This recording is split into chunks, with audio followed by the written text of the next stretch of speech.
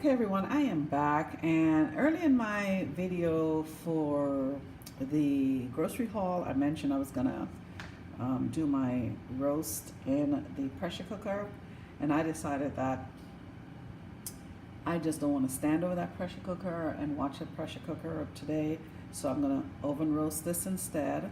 So what I did, as you can see, I seasoned it by adding a little oil. I put some foil paper in this pan, I double fold it, and I put a little oil at the bottom of the pan in the foil, and then I added this and some seasoning, like these seasoning right here.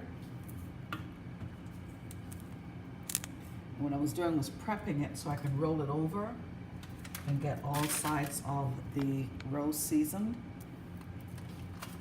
And I have some bay leaves in there.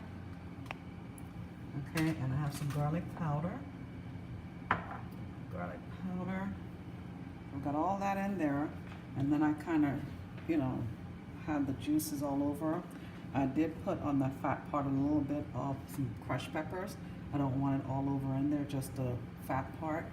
And then I added the stir-fry bell pepper, onions, and all that, and I cut up some fresh garlic and put over it, and I did the scallions that you can see, those green long scallions on each side all around, and I threw in all my Brussels sprouts in there. Okay, so then I'm going to put it in the oven and have it slow cook all day. It's now about, let me see what time it is, about 10 something, and so I'll probably have it slow cooking until about maybe 2 o'clock or whatever. So I'm going to close it up.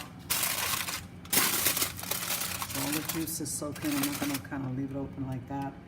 Just close it up and let it cook, and I'll show you the results later.